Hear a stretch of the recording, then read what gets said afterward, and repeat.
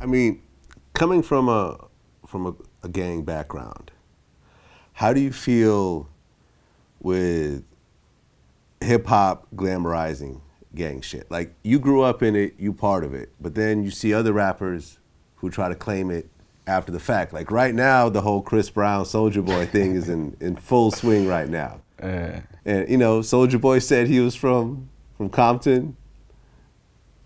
Hey man, which you know is not true. I mean, I'm cool with Soulja Boy, but clearly he's from Mississippi and Atlanta and stuff like that. Right. So when you see this type of thing, what do you think? I mean, I don't really think too much on it, you know what I mean? Because, like, for one, they claiming, like, blood sets and, you know, shit like that. So I'm not a blood, you know what I mean? So, I mean, you know, I don't really got no problem with it. You know what I mean? They doing their thing. Like, you know, it ain't got nothing to do with Broadway. So, you know. So let's just say a rapper from Atlanta you became cool with, he wanted to claim Broadway. Right now, is there anything he could do? Can he pay someone off? Can he do something to? I mean, I wouldn't even recommend for somebody to do that, cause there's a lot of shit that come with this Broadway shit. You know what I mean? Like, you know, and then I wouldn't want nobody like making a mockery out of my hood. You know what I mean? Because, I mean, we got niggas that died, got life, niggas that probably get killed tomorrow behind this shit. You know what I mean? So, you know, I wouldn't even put my hood in that position, you know what I mean, to, you know, be looking like some clown shit. It's weird. I think Lil Wayne started that. I think when Lil Wayne started claiming blood, I think it became a thing in hip hop where certain rappers felt like they needed to somehow associate themselves with that. Right. I never understood it. But it seemed like when you talk about putting yourself in that position, rappers and singers claim that, but they don't have to take everything that comes with it. Right. You know what I mean? It's almost like a fashion statement in a way. Yeah, and it's like, I mean, I look at it like this, like, you know, it might be like an older homie or something, like getting some money out of them or whatnot, you know what I mean? So, you know, more power to you, get your money, you know what I mean? But,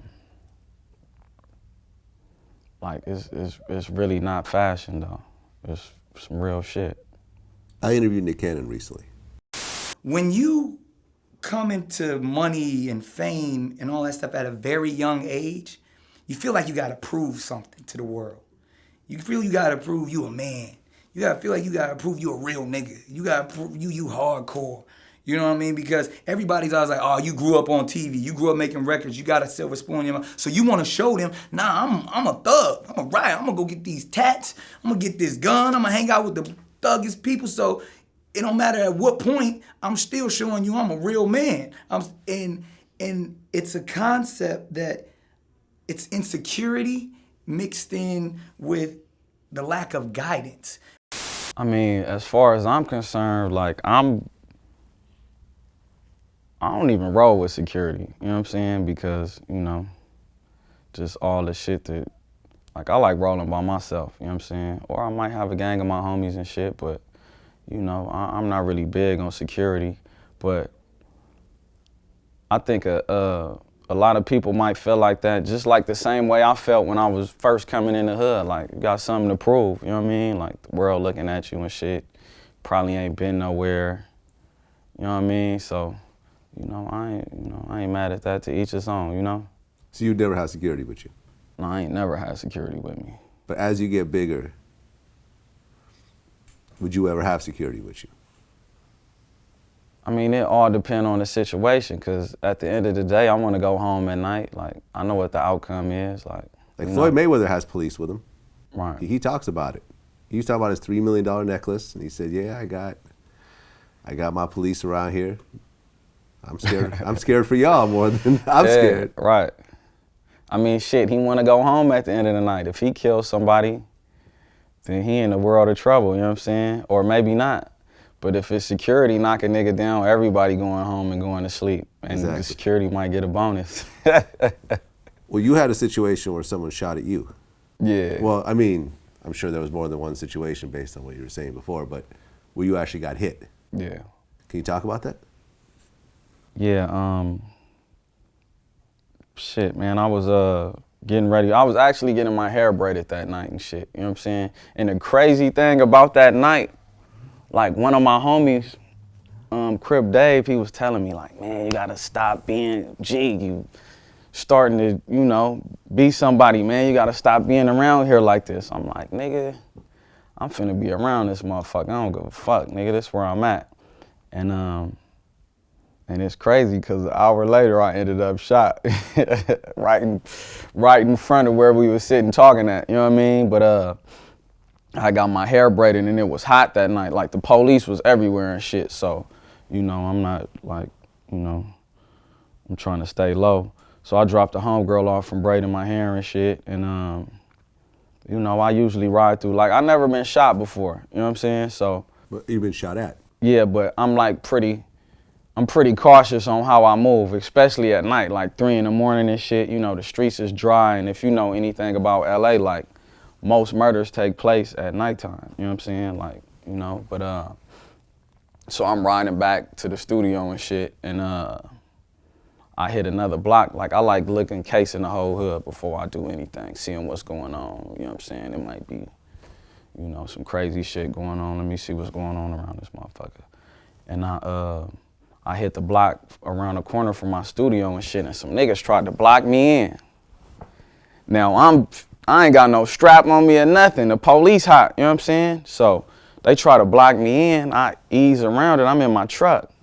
I open the door, like just like my natural instinct. I open my door and I pull the bluff down. I hang out with the cell phone and they smash. They hit the gas. And so you pulled out your cell phone to make I opened the door and Okay. I opened the door and do a move like this, and they gas it and stop at the stop sign. So I'm like, fuck, I couldn't see in the truck. I'm like, damn, this must be some niggas that know me or something. You know what I mean? So, you know, I tip. I'm like, so I'm looking for a truck. You know what I mean? So I'm trying to rush around the corner where everything at. And a whole different car pull up and just get to knocking. So a car pull up and just start shooting at you. Yeah. You get hit in the leg? I got hit like in the hip, like around this area. Okay. You got hit one time? Yeah. How many shots actually hit your car?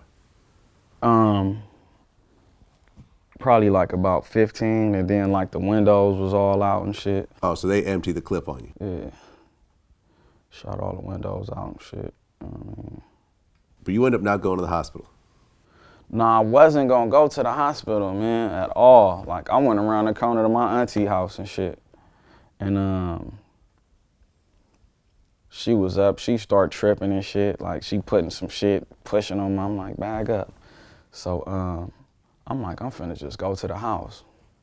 And they like, go to the hospital. But I'm on parole though, you know what I mean? And I know that when you get shot, you could get violated and get sent back to jail, but like... Wait, so you could violate your parole by getting shot? Yeah. Wow, okay.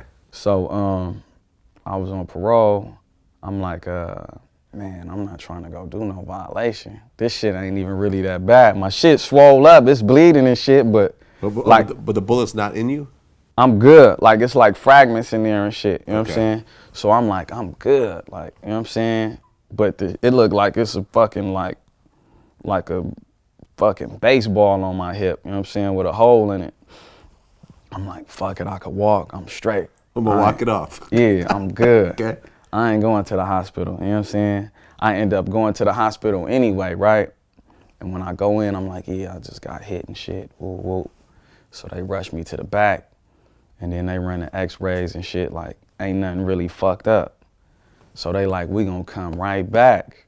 I'm like, oh, okay.